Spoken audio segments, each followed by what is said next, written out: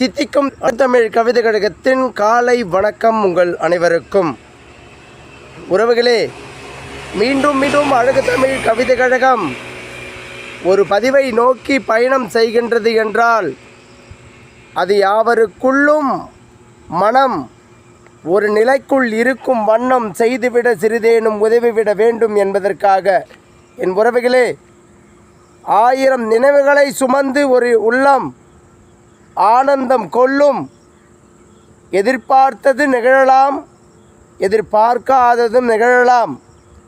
நாம் எப்பொழுதும் நமக்குள் நிலையாக இருக்கும் மனநிலைமையை கற்றுக்கொண்டு அடுத்த நொடி மீது பயணத்தை நகர்த்தி கொண்டு நம் இலக்கை நோக்கி பயணத்தை வகுத்து அழகாக அந்த வாழ்வியலை பிறந்த மனித பிறவியை பெருமையாக வாழ முற்பட வேண்டும். என் உறவுகள் அனைவரும், என் உறவுகளே, எப்பொழுதும் நம் எண்ணம் ஒரு நிலைக்குள்ளே நிலை பெற்று இருக்க வேண்டும் என்றால் அவை எப்பொழுதும் நமக்கு நன்மையே செய்யும் நிலைமைக்குள் வேண்டும் என்றால் நாம் முதலில் நமக்குள் இருக்கும் அழகான பக்குவத்தை அடைதல் வேண்டும்.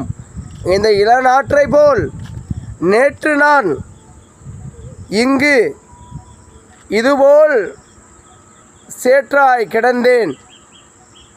எனக்குள் ஊன்றிய நாற்றால் நான் இன்று பசுமையை தழுவுகிறேன். நாளை உங்களுக்கு நல் உணவாய் நெல்லை தருவேன் என்ற ஆசையில் என்று சிறு உதாரணங்கள் இந்த நெற்பயிர் போல் நாம் மனம் தெளிவாக இருந்துவிட்டால் அதற்குள் ஒரு சில நிகழ்வுகளுக்கு வழிவகுத்து கொண்டு அதை வைத்து நம் வாழ்க்கையில் இன்னொரு படிக்கட்டில் ஏறிவிட வேண்டும் என்ற அழகான நினைவுகளை உங்களுக்குள் வளர்த்து கொள்ளுங்கள். என் உறவுகளே, வாழ்க்கையில் எப்பொழுதும் ஒரே நிலைகள் கண்டுவிடுவது இல்லை, அது சமநிலைகளாகவும் இருப்பதும் இல்லை.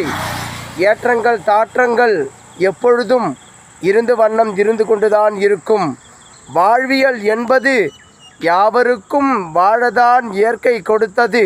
அதை அழகூற வாழ வேண்டும் என்றால் நாம் நமக்குள் இருக்கும் மனப்பக்குவத்தை அடைந்து எப்பொழுதும் என் வாழ்க்கை இது, இதில் நான் வாழ்ந்தே ஆக வேண்டும், அழகூற வாழ வேண்டும் என்ற நம்பிக்கையோடு இந்த வாழ்வியலை கையாளும் மனப்பக்குவத்தை உங்களுக்குள் அடைந்து கொள்ளுங்கள்.